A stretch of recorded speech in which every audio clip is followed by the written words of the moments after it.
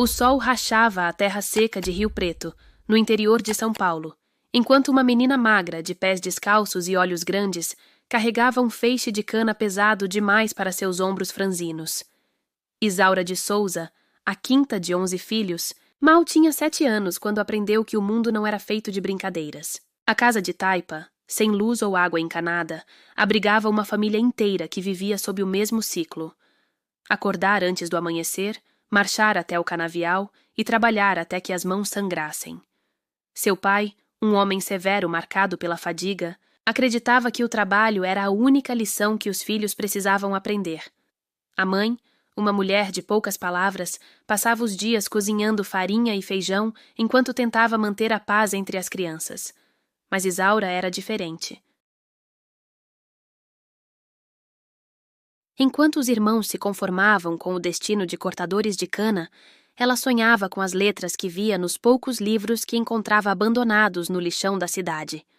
À noite, escondida sob a luz de um lampião, ela devorava páginas, rasgadas, imaginando histórias que iam muito além daquele canavial infinito.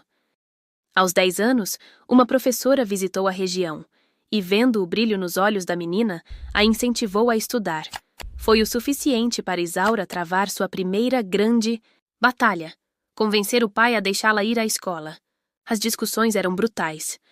Mulher não precisa de estudo, precisa é de ajudar em casa, ele gritava, enquanto a mãe ficava em silêncio, os olhos cheios de uma dor que Isaura só entenderia anos depois. Mas a menina era teimosa. Começou a acordar 1 hora mais cedo para terminar suas tarefas no canavial e, assim, ganhar o direito de caminhar 6 quilômetros até a escola municipal. Seus pés sangravam, seu estômago roncava de fome, mas nada a fazia desistir. Aos 15, enquanto seus irmãos mais velhos já tinham filhos e suas irmãs eram entregues a casamentos arranjados, Isaura conseguiu o impossível, uma bolsa para cursar o magistério. Foi a primeira da família a sair da roça. Aos 18, já professora, voltou para Rio Preto não para cortar cana, mas para ensinar as crianças da mesma escola que um dia a salvou. Foi ali, entre livros e cadernos, que conheceu o homem que mudaria sua vida para sempre. José, um pedreiro que, assim como ela, acreditava que a educação era a única escada para sair da miséria.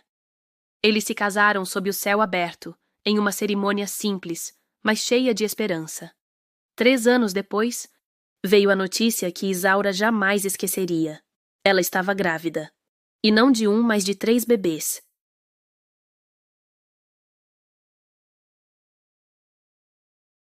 Os trigêmeos eram um milagre, uma bênção, mas também um desafio assustador. Como sustentaria 3 crianças com o salário de professora e o de José, que mal chegava a um salário mínimo? Mas Isaura já tinha enfrentado o canavial, a fome e a resistência do pai. Ela não tinha medo. O parto foi longo, dolorido, um verdadeiro furacão de emoções.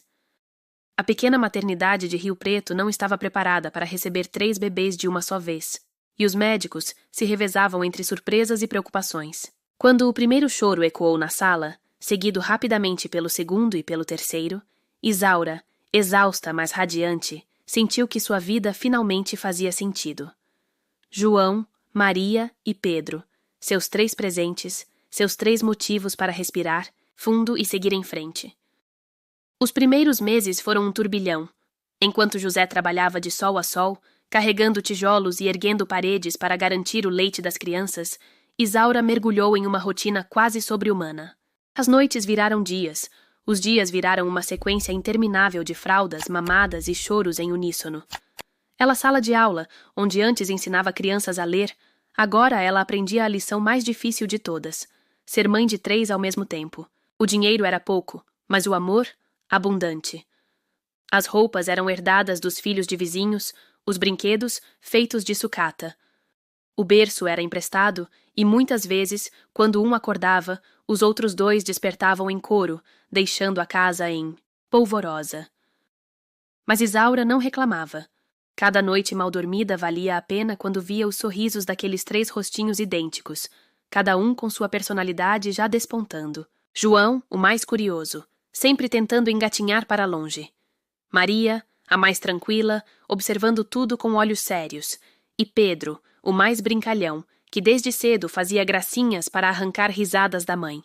Anos se passaram, e os trigêmeos cresceram sob o olhar atento de Isaura e o suor incessante de José.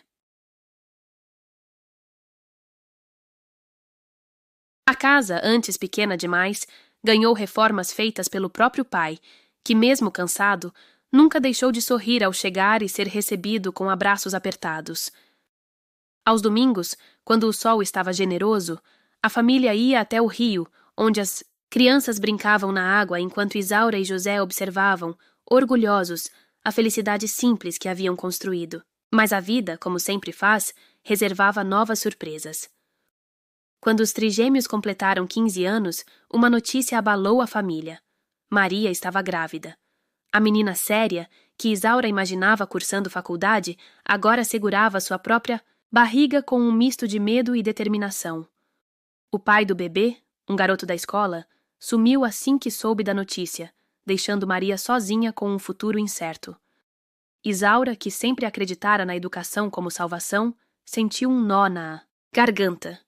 Mas assim como fizera a vida toda, ela respirou fundo e abraçou a filha. A gente vai cuidar desse bebê juntas, prometeu, enquanto José, calado, apertava os punhos, não de raiva, mas de uma frustração silenciosa por não poder proteger a filha de todas as dores do mundo. E assim, em meio a sustos e adaptações, Isaura se tornou avó. O neto, chamado Lucas, chegou pequeno e frágil, mas cheio de vida. Maria, ainda uma criança criando outra criança, aprendia a ser mãe sob o olhar vigilante da avó. E por um tempo, a casa voltou a ter o mesmo ritmo caótico de anos atrás, agora com um bebê novo para amar. Mas enquanto Lucas dava seus primeiros passos, algo estranho começou a acontecer com os trigêmeos. Era um cansaço que não passava. João, sempre o mais enérgico dos três, começou a faltar aos treinos de futebol. É só uma virose, mãe, dizia, enquanto arrastava os pés pela casa. Maria, que já enfrentava as noites em claro com Lucas, reclamava de dores de cabeça tão fortes que a deixavam encurvada sobre o balcão da cozinha, segurando a têmpora com os dedos trêmulos. Pedro, o palhaço da família, já não fazia piadas. Seus olhos, antes cheios de luz, pareciam opacos, como se algo dentro dele estivesse se apagando lentamente. No início, Isaura atribuiu tudo ao excesso de trabalho. João estava no último ano do ensino médio e se desdobrava entre estudos e um estágio cansativo. Maria, além de cuidar do pequeno Lucas, limpava casas para ajudar nas contas. Pedro, sonhador como sempre, tentava conciliar a escola com bicos de ajudante de pedreiro, seguindo os passos do pai. É fase, José dizia, massageando os ombros da esposa enquanto observava os filhos com um sorriso cansado. Nessa idade, a gente acha que é invencível até o corpo cobrar a conta. Mas, quando as primeiras manchas roxas apareceram nas pernas de Maria, Isaura sentiu um frio percorrer sua espinha. Isso aqui não é normal, murmurou, passando os dedos sobre as marcas arroxeadas que não doíam, mas também não desapareciam. A ida ao posto de saúde foi frustrante. Anemia, diagnosticou o médico sem nem olhar direito. Receitou sulfato ferroso e mandou Maria comer mais folhas verdes. Por uma semana, Isaura preparou refeições reforçadas com espinafre e fígado, mas as manchas só aumentavam. E então Pedro começou a tossir sangue. Foi o suficiente para o mundo desabar. Naquela mesma noite, José carregou Pedro nos braços até o carro, enquanto Isaura segurava Maria pela cintura, a menina tão fraca que mal conseguia andar. João, cujos sintomas ainda eram mais leves, ficou em casa com Lucas, prometendo que ligaria se sentisse qualquer coisa errada.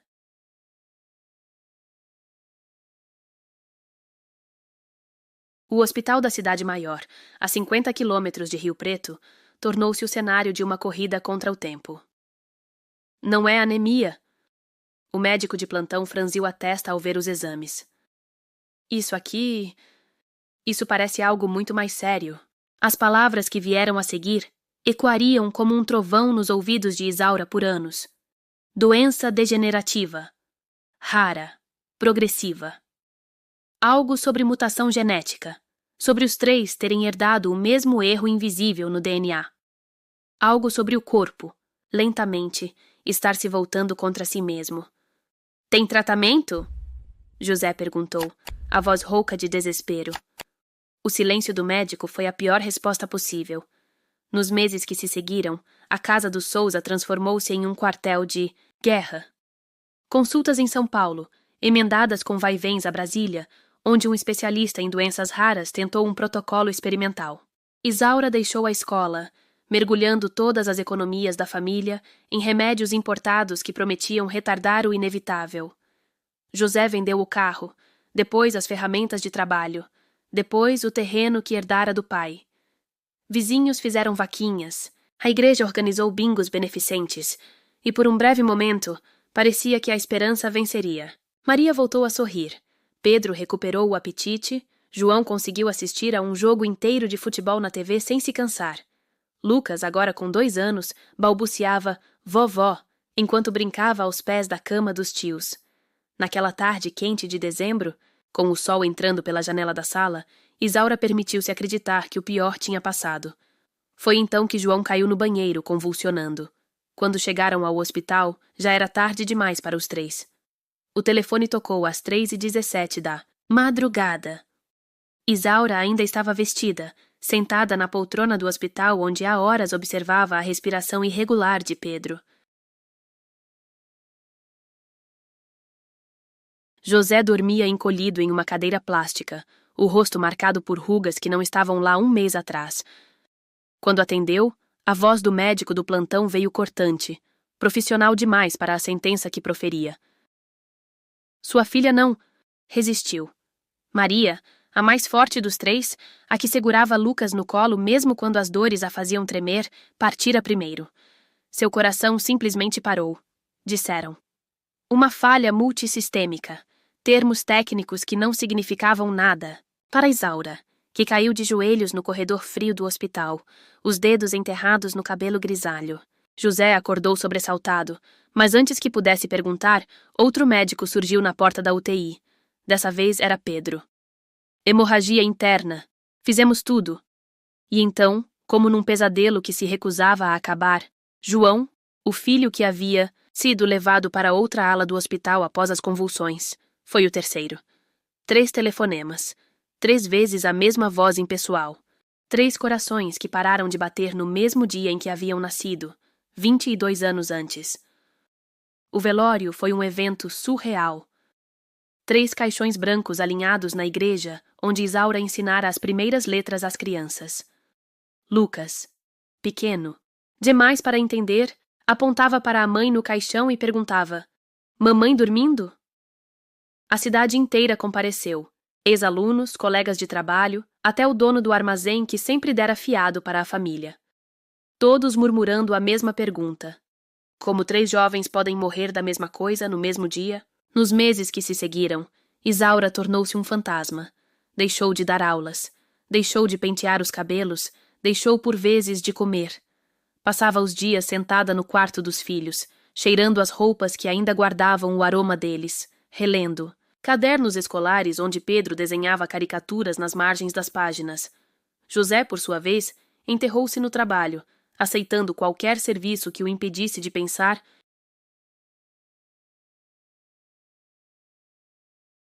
A casa que antes reverberava de risadas, agora ecoava um silêncio tão denso que doía. Até que uma noite, quando Lucas chorou no berço e Isaura se moveu automaticamente para atendê-lo, porque mesmo em meio à escuridão, o instinto de cuidar permanecia, José a segurou pelo pulso. A gente podia... Ele engoliu seco, os olhos vermelhos fixos no neto. Tentar ter outro filho? Isaura riu. Um som amargo, vazio. Eu tenho 65 anos, José. Sou avó. Mas ele não recuou. Agarrou as mãos dela, ásperas de tanto lavar roupa e louça, e falou com uma intensidade que não demonstrava há anos. Os médicos disseram que foi coisa dos genes. Mas e se a gente tentar? E se dessa vez der certo? Era uma loucura, uma impossibilidade biológica. E ainda assim, quando Lucas estendeu os bracinhos para ela balbuciando Vovó? Algo dentro de Isaura, algo que ela achara morto junto com os trigêmeos, deu um pulso fraco. O vento soprava frio naquela manhã de inverno em Rio Preto, quando Isaura acordou com uma náusea que subia da garganta como uma maré ácida. Ela correu para o banheiro, os pés descalços batendo no chão de cimento, e ajoelhou-se diante do vaso sanitário como se estivesse em oração. Deve ter sido o jantar de ontem, murmurou para si mesma, enxugando a boca com as costas da mão trêmula.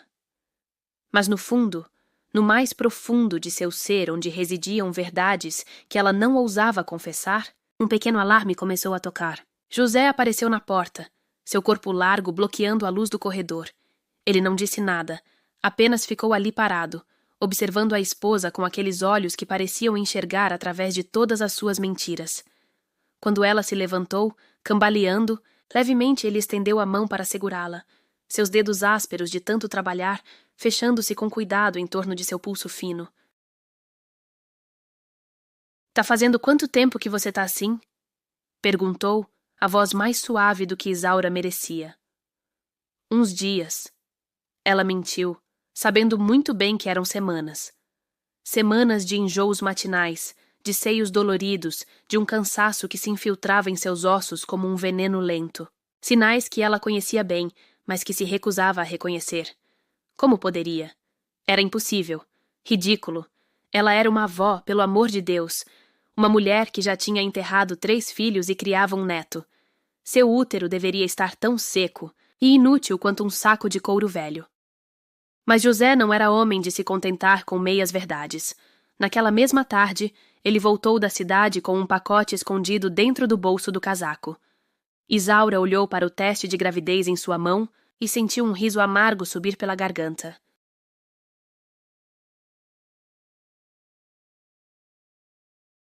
Você perdeu a cabeça de vez, seu velho, ela disse, mas as palavras saíram sem força, porque suas mãos já tremiam ao pegar o objeto plástico. O banheiro da casa pequena parecia ter encolhido enquanto ela esperava. 5 minutos que se arrastaram como horas. Isaura fechou os olhos, rezando para aquilo ser apenas mais um capítulo da loucura que sua vida tinha se tornado desde que perdeu os filhos. Quando finalmente olhou, 2 linhas rosadas encaravam-na como uma acusação. Silenciosa. O chão pareceu ceder sob seus pés. Ela caiu de joelhos, as pernas incapazes de sustentá-la, as mãos pressionadas contra a boca para abafar um grito que não veio. Não era possível. Não podia ser real. Ela tinha 65 anos, pelo amor de Deus. Seu corpo já não era mais capaz disso. E mesmo se fosse, como ousar trazer outra vida para esse mundo depois de tudo o que acontecera? José encontrou-a assim, encolhida no chão frio do banheiro, o teste ainda apertado em seus dedos como uma arma. Ele não disse nada. Não precisava. Apenas ajoelhou-se ao seu lado e envolveu-a em seus braços fortes, seu corpo quente tremendo, contra o dela. É um milagre. Ele sussurrou em seu ouvido, a voz rouca de emoção. Deus está nos dando uma segunda chance, Isaura. As semanas que se seguiram foram um turbilhão de emoções conflitantes. O médico, um jovem obstetra que mal conseguia esconder o choque, confirmou o que o teste já havia dito. É realmente uma gravidez, dona Isaura. Ele afirmou, os olhos saltando entre a mulher idosa e as imagens do ultrassom. E pelo que posso ver, o bebê está perfeitamente saudável. As palavras ecoaram em sua cabeça como um sino, simultaneamente aterrorizantes e maravilhosas. A notícia se espalhou pela pequena Rio Preto como fogo em palha seca. Isaura via os olhares curiosos nas ruas, os dedos apontando disfarçadamente, os cochichos que cessavam quando ela se aproximava. Louca, diziam alguns. Abençoada, murmuravam outros. Mas ela já não se importava. Havia algo crescendo dentro dela, algo vivo, algo que chutava e se movia de uma maneira que ela pensara nunca mais sentir. Lucas, seu neto de 4 anos, colocava a mãozinha em sua barriga inchada com uma reverência que partia o coração de Isaura. É meu irmãozinho? Ele perguntava, os olhos grandes e inocentes. Ou minha irmã? Isaura sorria, acariciando. seus cabelos cacheados. Seu tio ou tia, meu amor, ela corrigia, ainda sem acreditar nas próprias palavras. À noite, quando a casa finalmente silenciava, Isaura ficava acordada sentindo o bebê se mexer dentro dela. Às vezes chorava, pelas crianças que perdeu, pelo medo do que estava por vir, pela pura impossibilidade de tudo aquilo. Outras vezes ria, um som estranho e rouco que ela mal reconhecia como seu. José dormia ao seu lado, uma mão protetora, sempre repousando sobre sua barriga, como se temesse que o milagre pudesse desaparecer se ele não o segurasse com força suficiente. E assim os meses passaram, cada um trazendo seus próprios desafios. Dores nas costas que a faziam gemer ao se levantar da cama. Inchaços nos pés que nem as pantufas mais macias conseguiam aliviar. A diabetes gestacional que a obrigava a picar o dedo 3 vezes ao dia para medir o açúcar no sangue. Mas também os momentos de pura alegria. A primeira vez que José conseguiu ouvir o coração do bebê batendo através de sua barriga, a expressão de êxtase em seu rosto enrugado, o dia em que Lucas conversou com a barriga da avó e o bebê respondeu com um chute forte o suficiente para fazer o menino rir de alegria. À medida que sua barriga crescia, algo dentro de Isaura também se transformava. O peso da dor que ela carregara desde a morte dos filhos não desapareceu. Isso ela sabia que nunca aconteceria. Mas agora tinha que dividir espaço com outra coisa. Uma esperança frágil, delicada como uma flor nascendo no asfalto, mas que insistia em crescer, contra todas as probabilidades. Na véspera do parto, Isaura ficou em pé diante do pequeno altar que mantinha para os trigêmeos. 3 velas, 3 fotografias, 3 corações que haviam parado de bater muito cedo. Eu não estou tentando substituir vocês, sussurrou, as lágrimas escorrendo por seu rosto envelhecido. Mas talvez essa criança seja a maneira de vocês voltarem para mim. O bebê chutou forte, como se em resposta, e Isaura sorriu através das lágrimas. Amanhã, ela conheceria o filho que nunca esperava ter. Amanhã, uma nova vida começaria. Para o bebê, para ela, para toda a família que havia aprendido da maneira mais dura como a vida pode ser cruel e generosa em igual medida. A madrugada estava silenciosa quando Isaura acordou com uma dor que lhe arrancou o fôlego. Não era como as cólicas leves que vinha sentindo nas últimas semanas. Era algo visceral, primitivo, como se seu corpo estivesse sendo torcido por dentro. Ela tentou se levantar, mas as pernas falharam e acabou caindo de joelhos no chão frio do quarto. José! Chamou, mas a voz saiu como um sopro rouco. O segundo chamado veio mais forte, carregado de um pânico que fez o marido acordar, em sobressalto. José levou alguns segundos para entender o que estava acontecendo. Quando viu a esposa curvada sobre si mesma, o rosto contraído de dor, as mãos pressionando a barriga enorme, a realidade o atingiu como um balde de água gelada. O bebê, ele murmurou e então agiu. Em movimentos rápidos que contrastavam com sua idade, vestiu-se, pegou a bolsa que Isaura havia preparado semanas antes e ajudou-a a se levantar. Cada passo até o carro foi uma batalha. Isaura parava a cada contração, os dedos se enterrando no braço de José como garras, sua respiração ofegante ecoando na rua deserta. Lucas, que dormia no quarto ao lado, acordou com o barulho. Vovó! Chamou, esfregando os olhos sonolentos. O menino de 5 anos não entendia por que sua avó estava chorando, por que o vovô parecia tão assustado. José apenas pegou o neto no colo, correu até a casa da vizinha e bateu na porta até que a luz se acendesse. Cuida dele! Pediu, entregando Lucas antes que a senhora pudesse fazer muitas perguntas. Dentro do carro velho que teimava em não pegar, Isaura gemeu baixo. As contrações vinham em intervalos cada vez menores, cada uma mais intensa que a anterior. Aguenta, Isaura! José dizia, mas suas mãos no volante tremiam. A estrada para o hospital parecia ter se alongado magicamente. Cada solavanco uma tortura para Isaura, que mordia os lábios até sangrar para não gritar. Quando finalmente chegaram à emergência, o cenário foi de caos. A enfermeira da recepção olhou para Isaura com incredulidade. Uma senhora idosa de cabelos grisalhos, suando e gemendo em trabalho de parto? Ela está grávida, porra! José gritou, perdendo a paciência pela primeira vez em décadas.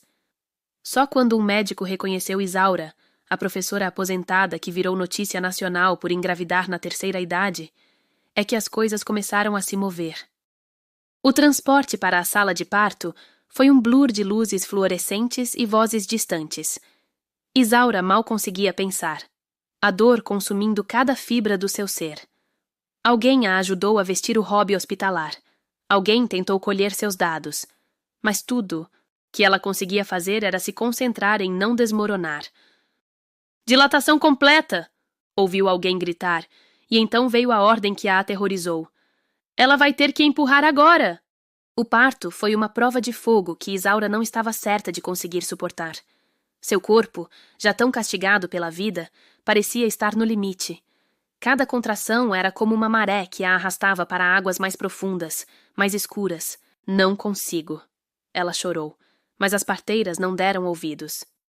"Você consegue, Dona Isaura. Seu bebê precisa de você." José segurou sua mão com uma força que surpreendeu a ambos. Seus olhos, normalmente tão serenos, estavam desesperados.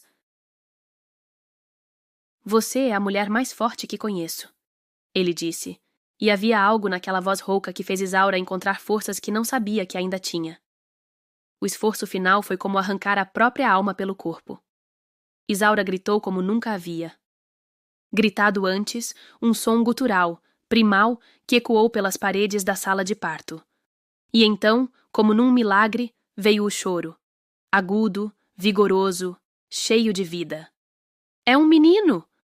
anunciou o médico, erguendo o pequeno ser vermelho e enrugado que agitava, os bracinhos no ar frio da sala. Quando colocaram Gabriel em seus braços, Isaura sentiu o mundo parar.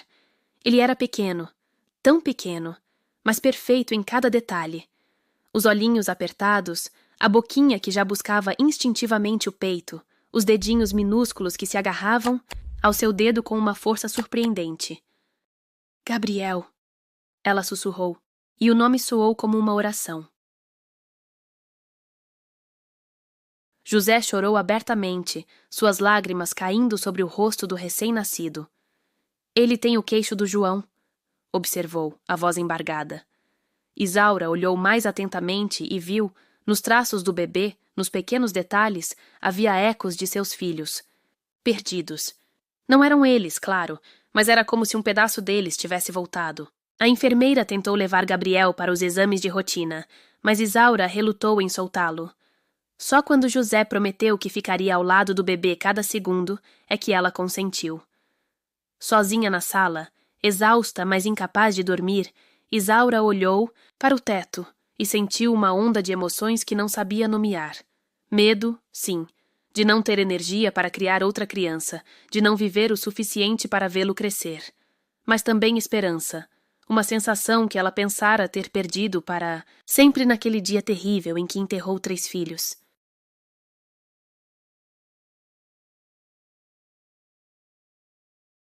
Quando trouxeram Gabriel de volta, limpo e enrolado em um cobertor azul, Isaura o pegou novamente nos braços. Ele cheirava a novo, a puro, a possibilidades infinitas. "Você é um milagre", ela disse. E pela primeira vez em muito tempo, sorriu. De verdade. Fora da janela, o sol começava a nascer, pintando o céu de tons dourados. Era um novo dia, um novo começo, uma segunda chance que nenhum dos dois tinha certeza de merecer, mas que aceitariam com gratidão. O quarto do hospital estava silencioso quando Isaura acordou com um sobressalto. Por um instante desorientador, ela não soube onde estava, até que a dor latejante entre suas pernas e o peso vazio em seu ventre a fizeram lembrar. Seus olhos escorregaram imediatamente para o berço transparente ao lado da cama, onde Gabriel dormia envolto em um cobertor azul claro. A luz fraca da madrugada desenhava sombras sob seus olhos inchados de cansaço, mas ela não conseguia dormir, não quando cada respiração do bebê precisava ser vigiada, contada, abençoada. Era o 3º dia desde o parto que quase a matou. Seu corpo doía de maneiras que ela não lembrava ser possível. Uma dor profunda que irradiava dos ossos da pelve até a base da coluna. Cada movimento era uma conquista. Cada ida ao banheiro, uma expedição penosa. Mas nada disso importava. Quando ela olhava para Gabriel, seu milagre, sua última chance, o bebê se mexeu no berço, fazendo um ruído pequeno e engasgado. Isaura sentou-se imediatamente, ignorando a facada de dor que isso causou, e esticou o braço para tocar o alarme de chamada. Antes que seus dedos alcançassem o botão, porém, Gabriel se acalmou, seu peixinho minúsculo subindo e descendo em respirações rápidas demais para parecerem normais. Ele está bem, murmurou uma voz suave da porta. A enfermeira noturna, uma moça jovem com olhos cansados, entrou com uma seringa na mão. Precisa aplicar sua injeção, dona Isaura. Isaura anuiu, virando-se com dificuldade para oferecer o quadril direito. A agulha entrou com uma picada. Afiada, mas ela mal reagiu. Estava acostumada a dores muito piores. Ele respira muito rápido, observou, os olhos fixos no peito de Gabriel que subia e descia como um passarinho assustado. É normal para ele, a enfermeira respondeu, seguindo seu olhar. Os pulmões ainda estão se desenvolvendo. Essas palavras ecoaram na cabeça de Isaura muito depois que a enfermeira saiu. Os pulmões ainda se desenvolvendo. Como era possível? Gabriel não era prematuro. Havia completado as 40 semanas dentro dela, alimentado-se de seu sangue, envelhecido, protegido por um útero que já deveria estar murcho e inútil. E ainda assim, outro ruído do berço. Desta vez, quando Isaura olhou, viu que os lábios de Gabriel estavam assumindo um tom azulado. Ela não gritou, não precisou. Seus próprios gritos internos pareciam ter acionado algum alarme invisível, porque em segundos a enfermaria se encheu de pessoas de jaleco branco. Saturação caindo! Alguém gritou. Prepara a UTI neonatal. Mãos competentes afastaram Isaura da cama, enquanto uma equipe cercava Gabriel. Ela ficou paralisada, assistindo enquanto conectavam tubos minúsculos ao seu bebê, enquanto uma máscara de oxigênio em tamanho infantil era colocada sobre seu rosto que mal era maior que uma maçã. Por favor, ela ouviu-se dizer, mas não tinha certeza do que estava pedindo. Por favor, não levem ele. Por favor, não deixem ele morrer. Por favor, Deus, não me faça enterrar outro filho. José chegou pouco depois, ainda com a camisa amarrotada, do sono, os olhos vermelhos de cansaço. Ele tinha ido para casa cuidar de Lucas, prometendo voltar ao amanhecer. Agora, ao ver a cena caótica, seu rosto envelheceu 10 anos em 10 segundos. O que aconteceu? Ele perguntou, agarrando a mão de Isaura. Ela não respondeu. Como explicar o inexplicável? Como descrever o terror de ver a vida escapando do corpo de seu filho mais uma vez? Na UTI neonatal, cercado por máquinas que piavam em ritmo irregular, Gabriel parecia ainda menor do que antes. A incubadora o envolvia em plástico transparente, tornando-o inalcançável. Isaura pressionou as mãos contra o vidro, sentindo o frio penetrar sua pele enrugada. Seu reflexo no vidro mostrava uma mulher que ela mal reconhecia. Cabelos grisalhos desalinhados, olhos fundos cercados por círculos escuros, lábios rachados de preocupação. Pulmões subdesenvolvidos. O médico explicou, apontando para as imagens nebulosas no raio-x. É como se tivessem parado de crescer antes do tempo. Isaura não precisou perguntar por quê. Ela sabia. Seu corpo já não era um lugar adequado para a vida. Tinha hospedado Gabriel por 9 meses, mas não conseguira dar a ele o que precisava para sobreviver fora dela. José, ao seu lado, respirava pesadamente. Ele vai... Vamos fazer tudo o que pudermos. O médico interrompeu, mas não havia garantias em sua voz. Os dias que se seguiram foram um pesadelo acordado. Isaura recusou-se a deixar o hospital, dormindo em cadeiras desconfortáveis, alimentando-se de cafés amargos e sanduíches embalados que José trazia. Lucas, confuso e assustado, foi deixado com vizinhos durante o dia, trazido para visitas rápidas à noite, quando ele podia ver Gabriel através do vidro da UTI. Por que o tio bebê não vem para casa? Ele perguntou uma noite, seus dedinhos pequenos pressionados contra o vidro da incubadora. Isaura olhou para José, procurando palavras que não existiam. Foi o avô quem respondeu, a voz rouca de emoção contida. Porque ele ainda está aprendendo a respirar, meu filho, igual você aprendeu a andar. Na quinta noite, quando o cansaço já havia se tornado uma segunda pele para Isaura, algo mudou.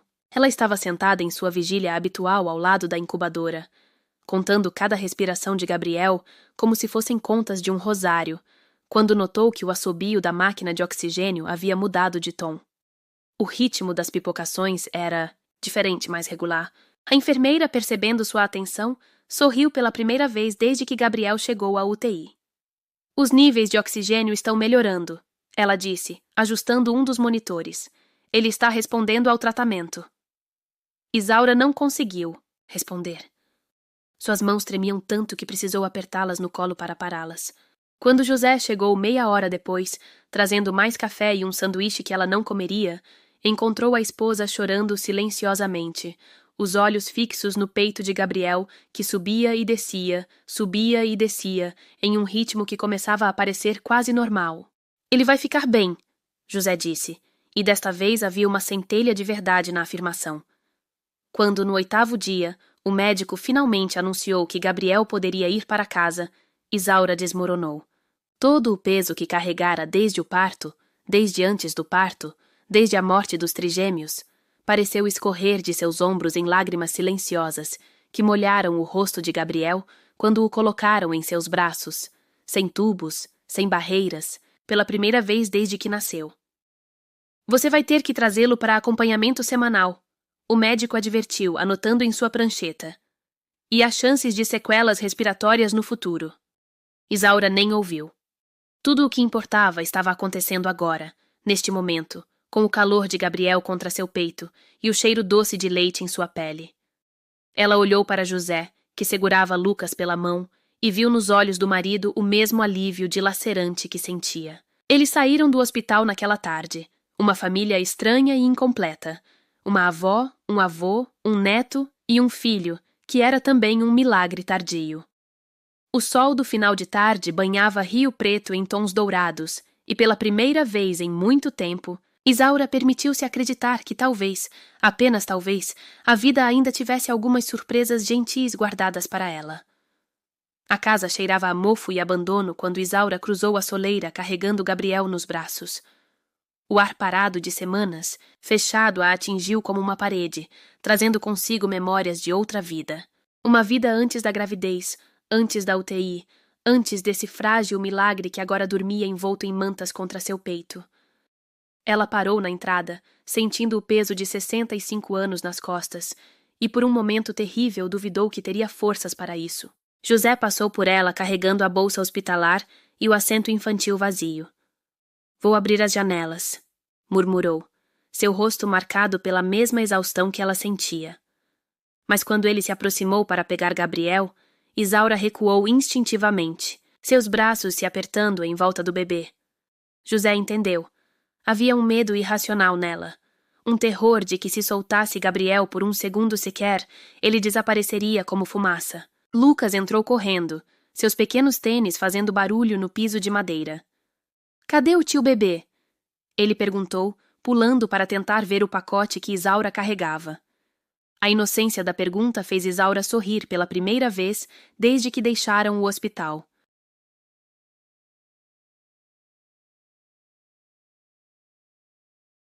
Ela se ajoelhou com dificuldade, as articulações rangendo, e revelou o rosto de Gabriel, agora corado de sono.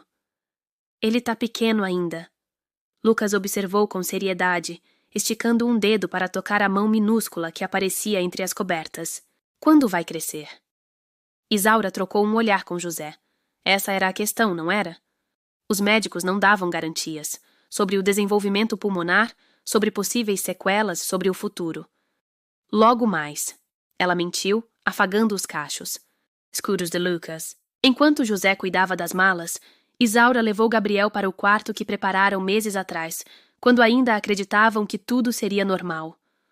O berço estava lá, com seus lençóis lavados e passados, o móbile de pássaros pendurado acima. Tudo limpo, arrumado e terrivelmente assustador.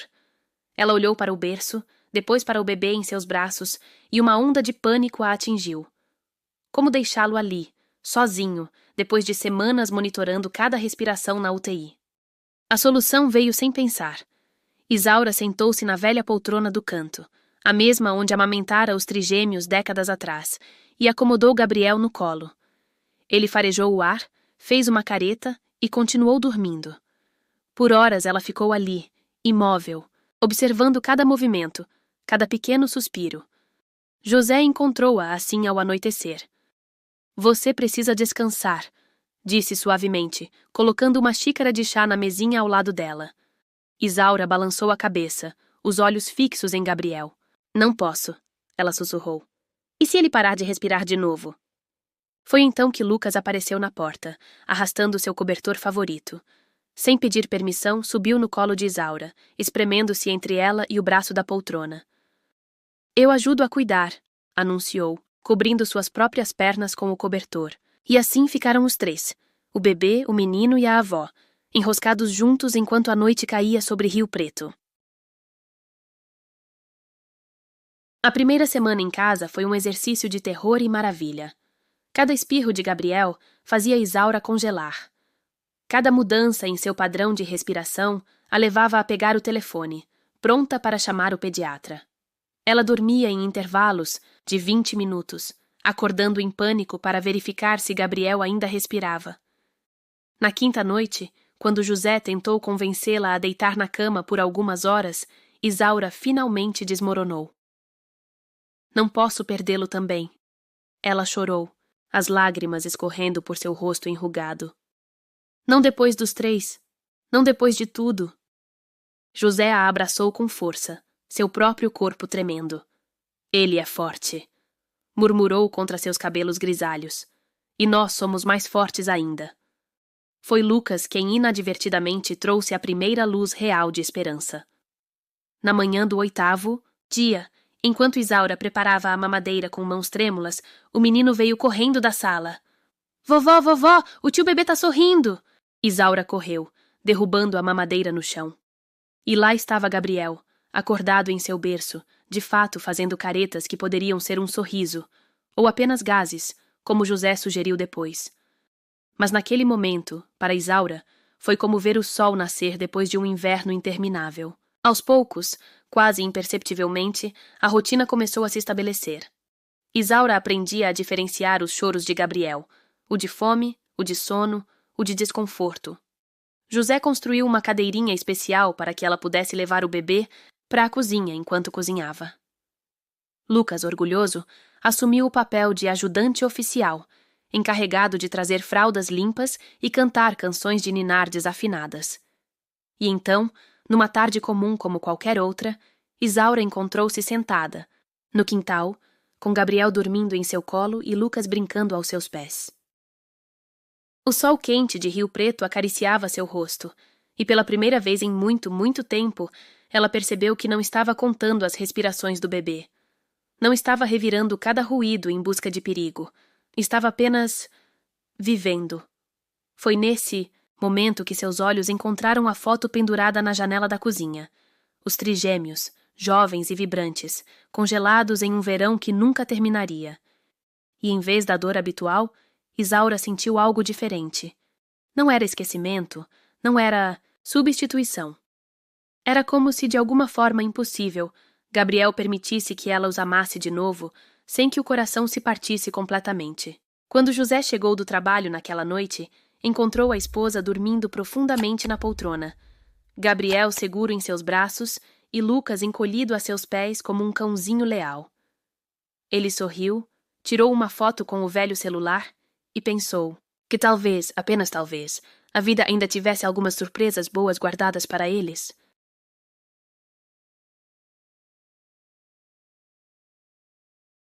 A madrugada em Rio Preto tinha um silêncio particular, denso, quase palpável, que foi quebrado pelo choro agudo de Gabriel. Isaura acordou com um sobressalto antes mesmo de abrir os olhos, seu corpo idoso já reagindo ao chamado do bebê, como se estivessem ligados por um fio invisível.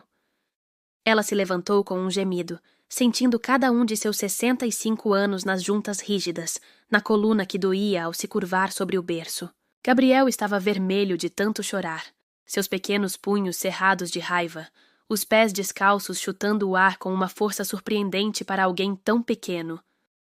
Isaura o pegou no colo com movimentos cuidadosos, seus dedos enrugados contrastando com a pele macia do bebê. Shh, shh. Ela cantarolou, levando-o para a cadeira de balanço no canto do quarto onde a mamadeira já esperava aquecida. Enquanto Gabriel sugava o leite com avidez, Isaura olhou pela janela. A lua cheia banhava o quintal em tons azulados, iluminando a velha mangueira que José plantara quando os trigêmeos nasceram. Quantas noites como esta ela passara ali, décadas atrás, amamentando 3 bebês ao invés de 1. O ritual era sempre o mesmo: mamar, arrotar, trocar a fralda, embalar até dormir. Mas nada sobre Gabriel era simples.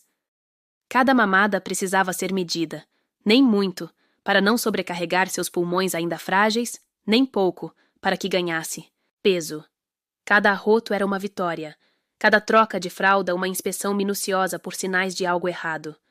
Isaura fazia tudo no automático, seu corpo lembrando movimentos que sua mente já esquecera. Quando finalmente colocou Gabriel de volta no berço, dormindo, seus cílios escuros contrastando com as bochechas rosadas, Isaura ficou parada, observando-o respirar. O peito subia e descia, em um ritmo que ela conhecia melhor que o próprio coração. Foram necessários 3 ataques de pânico noturnos nos primeiros dias em casa para José instalar um monitor respiratório sob o colchão do berço. Mas Isaura ainda preferia confiar em seus próprios olhos. "Você tá virando uma estátua!" José murmurou da cama, esfregando o rosto marcado pelo cansaço. Ele trabalhava de sol a sol na construção civil e ainda dividia as noites em turnos com ela, mas nunca reclamava. Isaura não respondeu. Seus olhos estavam fixos em Gabriel, contando mentalmente os intervalos entre as respirações. Só quando José tocou seu ombro, ela percebeu que estava tremendo. "Vem pra cama!" Ele insistiu, guiando-a com mãos firmes. "Ele tá bem. O monitor não vai apitar." A cama era um convite tentador, mas Isaura resistiu. "Só mais um pouco." Ela sussurrou, sabendo que em poucas horas o dia começaria, com suas infinitas tarefas e preocupações. José suspirou, mas não insistiu. Em vez disso, trouxe um cobertor e se sentou ao seu lado na cadeira dura, seu calor familiar envolvendo-a como um casaco pesado. Juntos, em silêncio, observaram Gabriel dormir, o milagre que nenhum dos dois sabia como cuidar direito, mas que protegiam com a ferocidade de quem já perdeu demais. O sol nasceu como uma ofensa, brilhante e alegre demais para uma casa que dormira tão pouco. Enquanto José preparava café forte o suficiente para sustentar um dia de trabalho pesado, Isaura trocava Gabriel com mãos ágeis, limpando, passando, pomada, vestindo bode sobre bode até ele parecer um pequeno astronauta protegido contra o mundo. "Vovó, o tio bebê vai para a escola comigo?" Lucas apareceu na porta já vestido, sua mochila de dinossauros nas costas. Isaura sorriu, passando a mão pelos cachos rebeldes do neto. "Não ainda, meu amor. Ele tá muito pequeno. Quando ele crescer, eu ensino ele a jogar bola." Lucas anunciou, como se estivesse concedendo um grande prêmio. José riu ao beijar o topo da cabeça do menino antes de sair para o trabalho. "Cuida das minhas crias, viu?" Ele disse, para Isaura, seu olhar carregado de um significado que ia além das palavras. O dia passou em uma névoa de fraldas, mamadeiras e cochilos roubados. Gabriel chorava mais do que os médicos diziam ser normal, mas Isaura sabia que normal não existia para um bebê que lutou tanto para respirar. Ela o carregava no sling. Durante as tarefas domésticas, seu corpo dolorido se adaptando ao peso extra, enquanto Lucas assistia desenhos animados ou brincava no quintal. Foi durante a soneca da tarde, quando ambos, avó e neto, caíram no sofá exaustos, que o telefone tocou. O pediatra, com resultados de novos exames. Isaura ouviu com o coração na garganta, anotando números e termos médicos em um bloquinho que tremia em suas mãos. "Então os pulmões?" Ela perguntou, sua voz fina como papel. "Melhorando?" O médico confirmou. "Mas ainda precisamos monitorar." Ao desligar, Isaura olhou para Gabriel, que dormia em seu carrinho, seus lábios fazendo movimentos de sucção mesmo no sono. Melhorando. Era o suficiente por hoje. Quando José chegou do trabalho, encontrou a casa em silêncio, um milagre raro. Isaura dormia no sofá, Gabriel aconchegado em seu peito, enquanto Lucas desenhava no chão com lápis de cor. Ele tirou uma foto mental da cena. Sua família, ferida mas inteira, cansada mas resistente. Vovô, Lucas sussurrou, mostrando um desenho de 3 figuras altas segurando as mãos de uma pequena. São os tios no céu cuidando do tio bebê. José engoliu seco antes de pegar o neto. No colo. Eles vão cuidar dele para sempre, prometeu, seus olhos encontrando os de Isaura, que acordara com o barulho.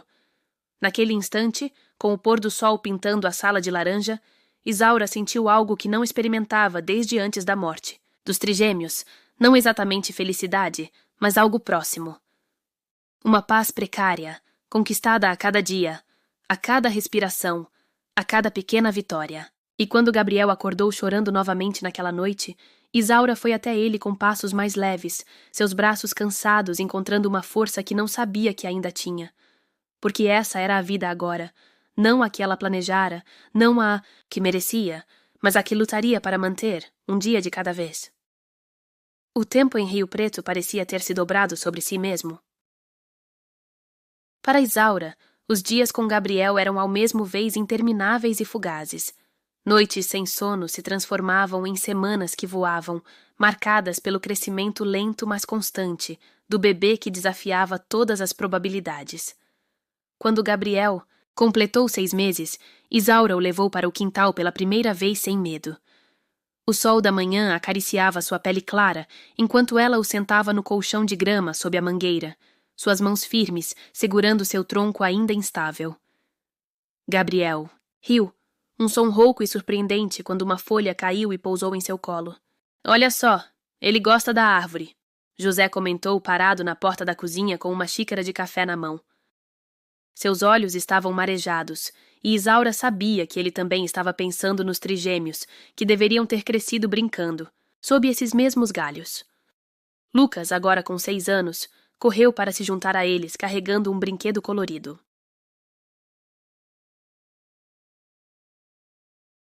Isso é para ele, vovó, disse colocando um chocalho caseiro, feito por José com uma garrafa plástica e grãos de feijão, nas mãos pequenas de Gabriel. O bebê sacudiu o objeto com uma concentração intensa, maravilhado com o som que produzia.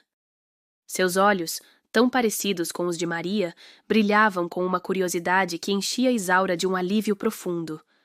Cada marco de desenvolvimento, segurar a cabeça, rolar, pegar objetos, era uma vitória contra os prognósticos, sombrios dos médicos. Mas as preocupações nunca desapareciam completamente.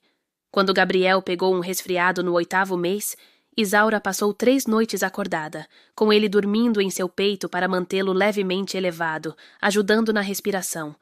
José a observava, impotente, oferecendo chá e compressas quentes, sabendo que ela não descansaria enquanto o assobio nos pulmões de Gabriel não desaparecesse.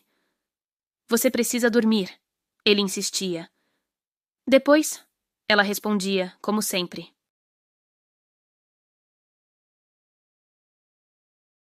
Aos poucos, porém, até Isaura começou a perceber que Gabriel era mais resistente do que parecia. Seus pulmões ainda eram frágeis, mas seu espírito era forte. Ele ria com facilidade, especialmente para Lucas, que havia se tornado seu animador, particular. E quando José o jogava para cima, cuidadosamente, sempre cuidadosamente, Gabriel gritava de alegria, não de medo. Na véspera do 1º aniversário de Gabriel, Isaura o levou ao cemitério. Era uma tarde quente, e o bebê dormia profundamente no carrinho, protegido do sol por uma sombrinha. Ela parou diante das 3 lápides simples, limpando o pó dos nomes com um pano úmido que trouxera. Ele tem o seu sorriso, Maria, sussurrou, enquanto Gabriel se agitava no sono, como se ouvisse.